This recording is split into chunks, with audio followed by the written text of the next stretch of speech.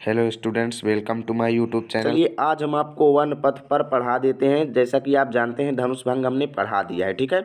और उसका लिंक भी हमने डिस्क्रिप्शन में दिया है। यदि अभी तक आपने धनुष भंग नहीं पढ़ा है तो 2 पार्टों में वीडियो बनाया गया है, आप जा करके दोनों पार्टों को देख लीजिए और अच्छी तरीके से सब कुछ समझाया गया है। तो चलिए आज हम आपको इस चैप्टर को भी अच्छी तरीके से समझा देंगे। बस अंत तक जुड़े रहें, सब कुछ आपके दिल में छाप देंगे। दोबारा आपको कोई भी वीडियो देखने की ज़रूरत नहीं पड़ेगी। तो चलिए शुरू करते हैं।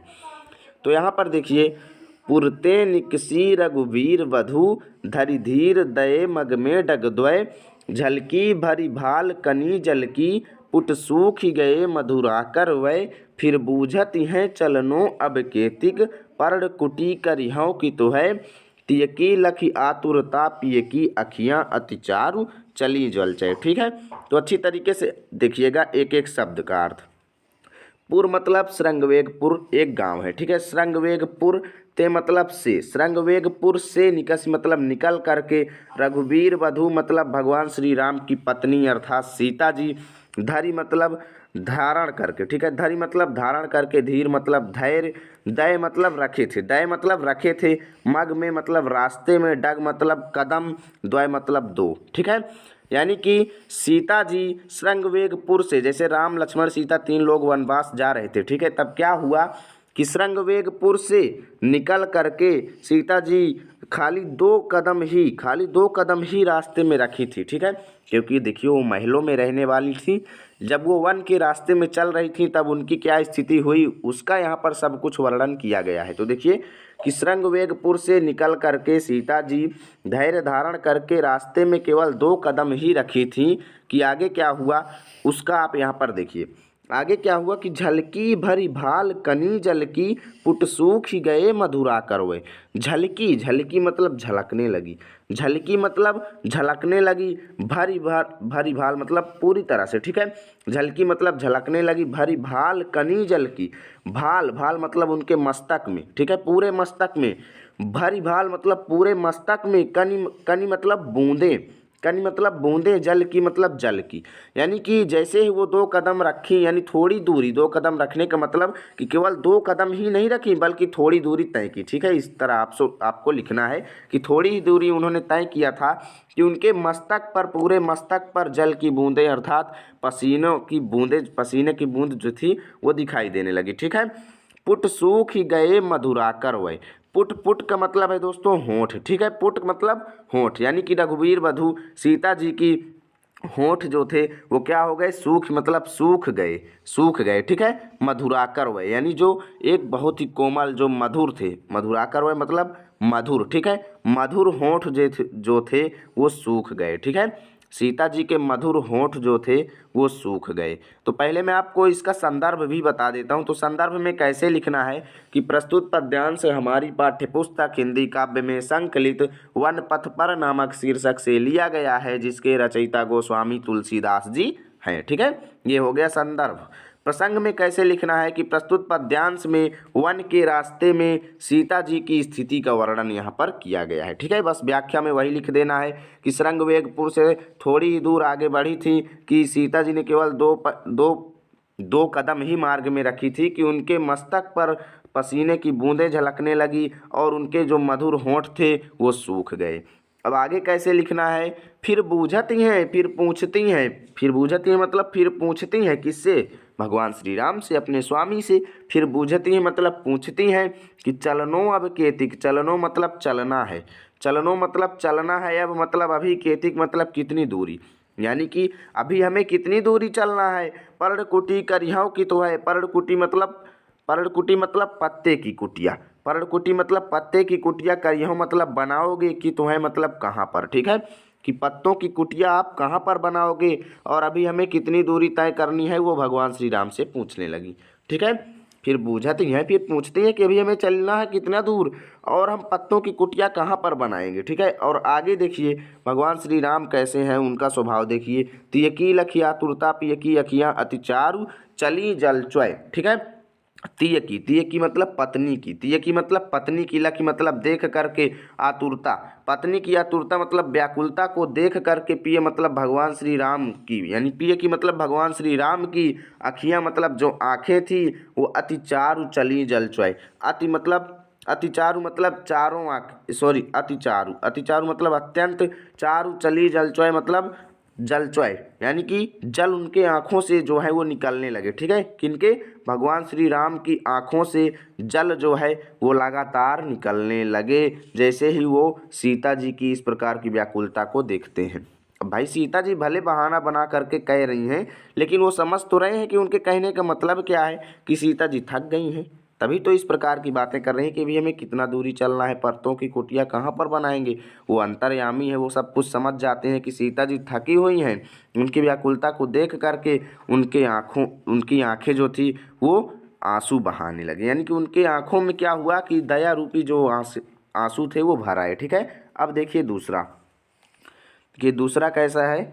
जल को गए लखन है लरिका परिखौ पिय छाह घरी कह ठाढ़े, पोंछ पसेऊ बयारी करौ अरि पाँव पखारी हो भूभुरि ढाढ़े, तुलसी रघुबीर पिया श्रम जानि कै बैठी विलम्ब लव कंटक काढ़े, जानकी नाह को नेह लख्यो पुलको तनु बारी बिलोचन बाढ़े। ठीक है, तो इसको देखिए, जल को गए लखन है, जल को गए लखन है मतलब अब यहाँ पर प्रसंग आपको बदल देना है, संदर्भ वही रखना है। ठीक है, प्रसंग में कैसे लिख देना है कि प्रस्तुत पद्यांश में लक्ष्मण के जल लेने चले जाने पर सीता जी भगवान श्री राम से थोड़ा विश्राम करने के लिए कहती हैं। ठीक है, अब देखिए क्या कहती हैं सीता जी भगवान श्री राम से कहती हैं कि जल को गए लखन है, कि लखन जी लक्ष्मण जी जल को लेने गए हैं।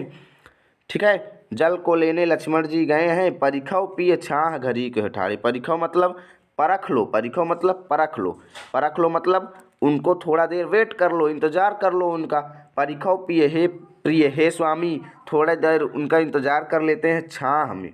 छाह मतलब जो वृक्ष की छाया होती है, वृक्ष के छाया के नीचे, घरीक मतलब थोड़ी, घरीक मतलब थोड़ी देर, वह ठाड़े मतलब ठड़े होकर, यानी कि अभी हम धूप में क्यों खड़े हैं, चले और हम वृक्षों की छाया के नीचे खड़े होकर के उनका एक क्षण इंतजार एक क्षण उनका कर लेते हैं, क्योंकि वो जल को लेने गए हुए हैं। ठीक है, अब आगे क्या होता है। पोंछ पसेऊ बयारी करौं और उपाय पखारी हो भूभुरि ढाढ़े, और वहाँ पर हम क्या कर देंगे, वृक्ष की छाया के नीचे पोंछ पसेऊ आपका पसीना पोंछ देंगे, बयारू करौं मतलब आपको थोड़ा हवा चला देंगे, यानी कि जैसे क्या होता है पंखे से हवा चलाते हैं, तो उसी तरीके से वो कहती हैं हम आपको हवा कर देंगे तो आपका पसीना जो है वो सूख जाएगा, और मतलब और आपके जो पाँव हैं पखारियों मतलब धुल दूंगी, जो भूभुरि ढाढ़े मतलब भुभुरी से यानी घाम की वजह से, धूप की वजह से जो पैर हैं वो जले हुए हैं हल्का, उनको मैं धो दूंगी। ठीक है, आगे क्या कहती हैं। अब देखिए तुलसीदास जी कहते हैं कि रघुवीर मतलब भगवान श्री राम, प्रिया मतलब अपने प्रियतमा सीता जी को श्रम जान के मतलब थकी हुई समझ करके, भगवान श्री राम भाई सब कुछ समझने वाले हैं, तो वो समझ जाते हैं कि सीता जी थकी हुई हैं, और बैठ विलम्ब लव कंटक काढ़े, और वो चले गए वृक्ष के नीचे, और वो सोच रहे थे कि सीता जी देर तक विश्राम कर लें, इसीलिए वो अपने कांटे को खुद से, यानी सीता जी को निकालने के लिए नहीं कहे, और अपने कांटों को खुद से निकालने लगे, जिससे सीता जी ज़्यादा देर तक विश्राम कर लें। ठीक है, लव कंटक मतलब लव मतलब देर तक, कंटक मतलब कांटों को, काढ़े मतलब निकालते रहे, बैठ विलम्ब मतलब देर तक बैठ करके। ठीक है, अब आगे क्या होता है कि यहाँ पर देखो, जानकी नाह को नेह लख्यो, जानकी मतलब सीता जी, नाह मतलब पति, को मतलब का, नेह मतलब प्रेम, लख्यो मतलब देख करके, पुलकोतन मतलब उनका शरीर पुलकित हो गया, और बारी बिलोचन बाढ़े, बारी मतलब नेत्रों में, देखिए बारी बारी मतलब पानी, बिलोचन मतलब नेत्रों में, बाढ़े मतलब बढ़ने लगा, यानी कि तब क्या होता है कि सीता जी ना मतलब अपने पति का इस प्रकार का प्रेम देख करके सीता जी के नेत्र जो शरीर है वो पुलकित तो हो गया, और उनके नेत्रों में आंसू आ गए। ठीक है, अब आगे देखिए तीसरा नंबर, रानी मैं जानी अजानी महापबिपाहन हूते कठोरे यो है, राजा हूँ काजे अकाज न जान्यो कहे तिय को जिन काने कियो है, ऐसी मनोहर मूर्ति ये बिछुरे कैसे प्रीतम लोग जियो है।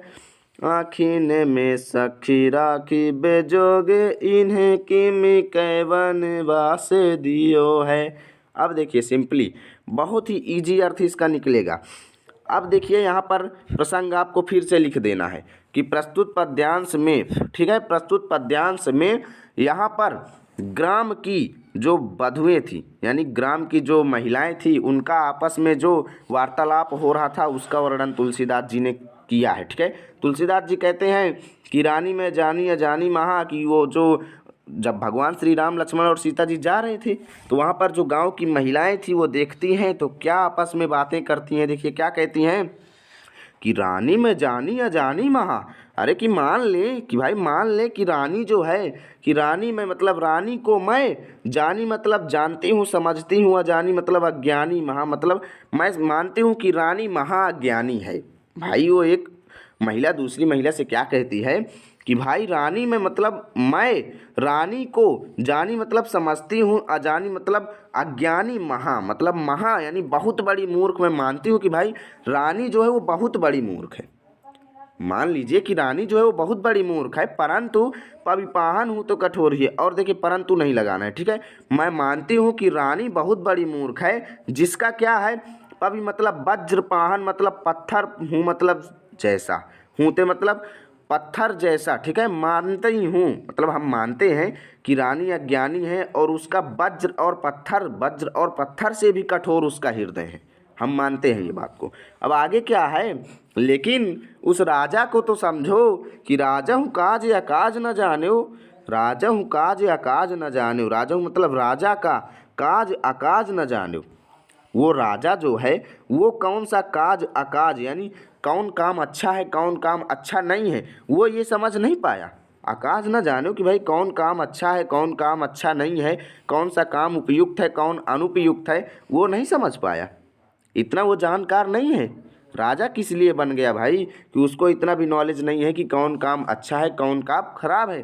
कहो तियको जिन कान कियो है, कहो मतलब जो कहती है, ते मतलब उसकी पत्नी को मतलब उसको यानी कि उसकी पत्नी जो उस राजा को कहती है जिन कान कियो है वह वही काम कर डालता है। कैसा राजा है भाई कि उसकी पत्नी जो उसको कह देती है वही काम करता है और अकाज और जो काम अनुपयुक्त है उसे ध्यान नहीं देता है, यानी कि जो उसकी पत्नी कहती है बस वही काम को वो कर डालता है। अरे मैं मानती हूँ कि रानी महाज्ञानी है लेकिन राजा को तो समझना चाहिए कि वो क्या काम कर रहा है। देखो आगे क्या कहती है, ऐसी मनोहर मूरत ये बिछुरे कैसे प्रीतम लोग जियो है।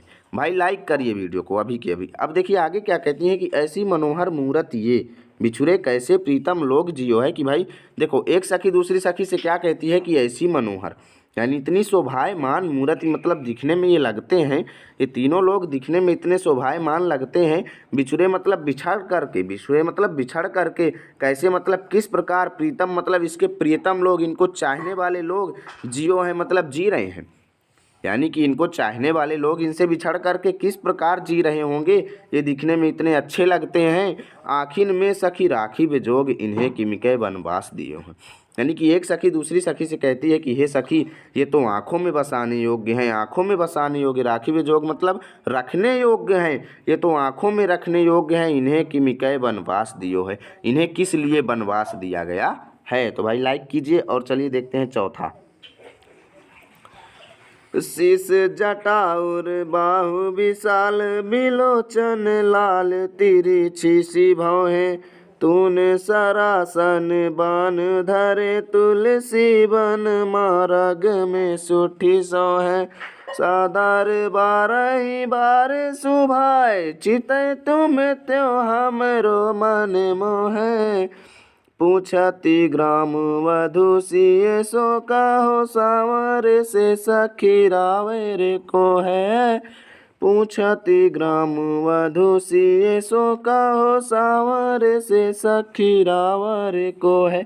अब देखिए भाई अच्छी तरीके से सब कुछ समझना है, एक एक शब्द की मीनिंग समझना है। देखिए शीश जटा उर बाहु विशाल बिलोचन लाल तिरछी सी भौहें, ध्यान से समझिए शीश जटा। अब यहाँ पर क्या होता है कि जो महिलाएं हैं जो ग्राम वधुएं हैं वो सीता जी से पूछ रही हैं। क्या वार्तालाप करती हैं, प्रसंग में लिख देना है कि प्रस्तुत पद्यांश में तुलसीदास जी ने बताया है कि जो गांव की महिलाएं हैं वो सीता जी से कुछ प्रश्न पूछती हैं। ठीक है, वो प्रश्न के रूप में उनसे क्या पूछती हैं, कहती हैं कि हे सीता जी, हे वधु, हे रानी, वो पूछती हैं कि शीश जटा और बाहु विशाल, यानी कि शीश जटा, सर पर जटाजूट धारण किए हुए हैं। सर पर वो जटा जैसे मतलब बांधे रहते हैं ना, उनके सर पर जो बाल थे उसको अच्छी तरीके से बांधे रहते हैं, तो शीश पर जटाजूट है। और उर बाहु विशाल, उर मतलब जो उनकी छाती है, ठीक है, उर छाती मतलब हृदय, उनका जो वक्ष स्थल है, और बाहु विशाल मतलब भुजाएं जो हैं वो विशाल हैं।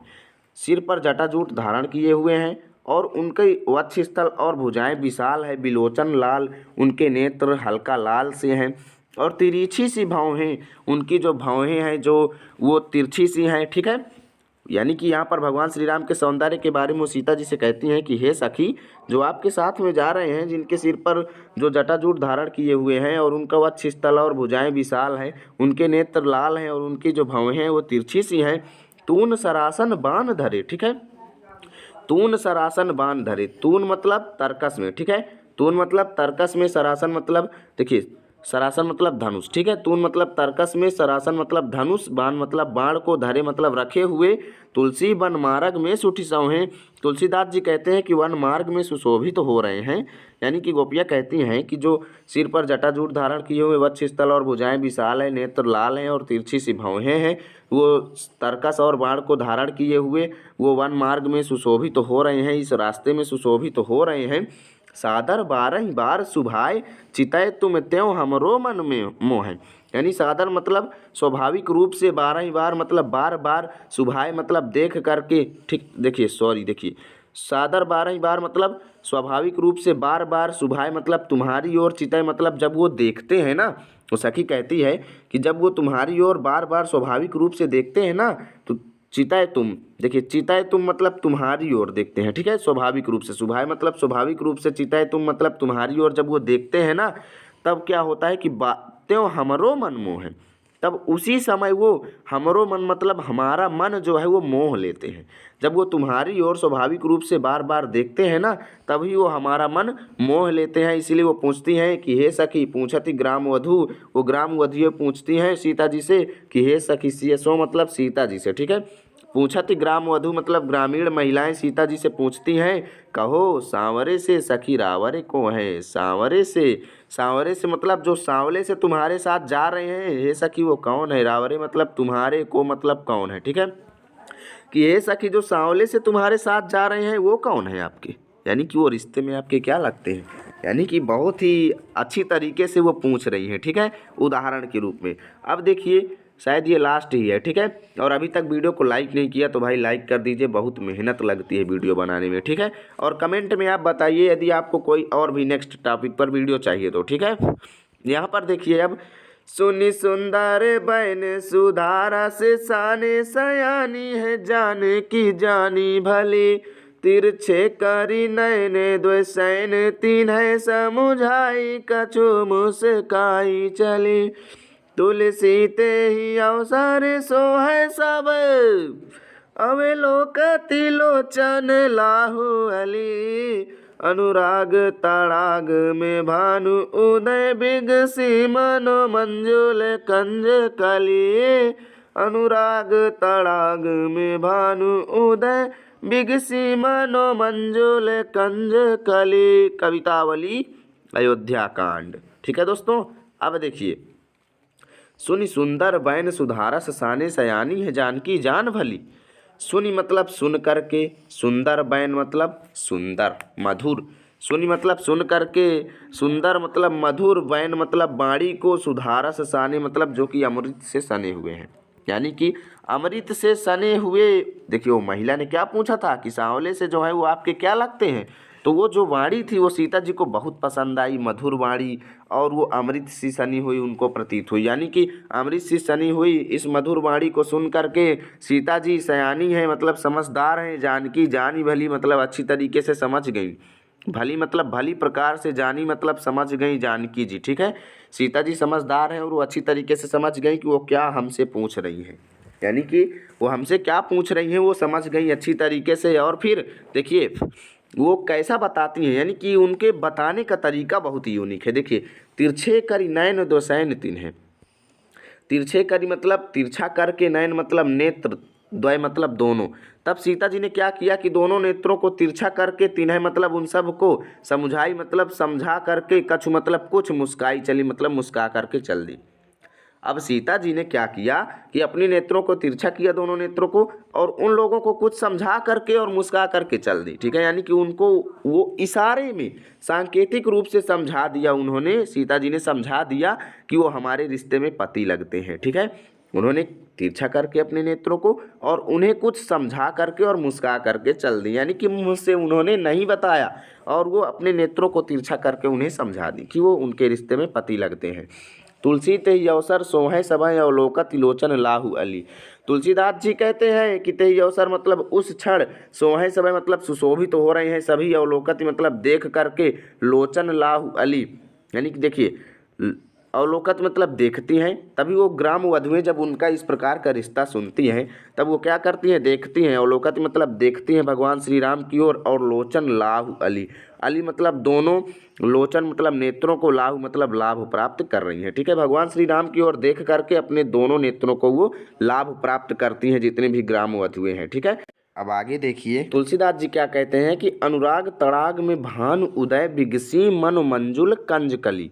अनुराग तड़ाग मतलब प्रेम रूपी तालाब में। ठीक है, तुलसीदास जी कहते हैं कि उस समय ऐसा प्रतीत हो रहा है जैसे अनुराग तड़ाग मतलब प्रेम रूपी तालाब में, भानु उदय मतलब सूर्य उदित हो गया है, जैसे प्रेम रूपी तालाब में सूर्य उदित हो गया है। और बिगसी मनो मंजुल कंज कली। ठीक है, बिगसी, बिगसी मतलब विकसित हो गई हैं, बिगसी मतलब विकसित हो गई हैं, मनो मतलब मानो। ठीक है, मानो जैसे क्या हो गया है कि प्रेम रूपी तालाब में भगवान श्री राम रूपी सूर्य उदित हो गया है। और बिगसी मनो मंजुल कंज कली, कंज कली देखिए, कंज मतलब कमल की, कली मतलब पंखुड़ियाँ, कमल की पंखुड़ियाँ जो हैं वो क्या हो गई हैं, मानो मतलब मानो कि मंजुल कंज कली, कमल की जो पंखुड़ियाँ हैं वो विकसित हो गई हैं। उस समय ऐसा प्रतीत हो रहा था, यानी कि जो स्त्रियों के नेत्र थे वो कमल की पंखुड़ियों के समान है। ठीक है, और भगवान श्री राम क्या है, प्रेम रूपी तालाब में एक सूर्य के समान वहाँ पर थे। ठीक है, तो तुलसीदास जी कहते हैं कि उस समय ऐसा प्रतीत हो रहा था जैसे मानो प्रेम रूपी सरोवर में भगवान श्री राम रूपी सूर्य उदित हो गया है और उन स्त्रियों के नेत्र रूपी कमल की पंखुड़ियाँ विकसित हो गई हैं। इस तरीके से आपको इसकी व्याख्या लिख देना है। तो इस तरीके से आज का ये चैप्टर खत्म हुआ। यदि वीडियो ज़रा भी अच्छा लगा है तो लाइक करके जाइएगा, चैनल पर नए आए हैं तो सब्सक्राइब कर दीजिएगा, जिससे नए नए वीडियो आप तक सबसे पहले पहुँचेंगे। मिलते हैं आपके साथ नेक्स्ट वीडियो में, तब तक के लिए जय हिंद, जय भारत।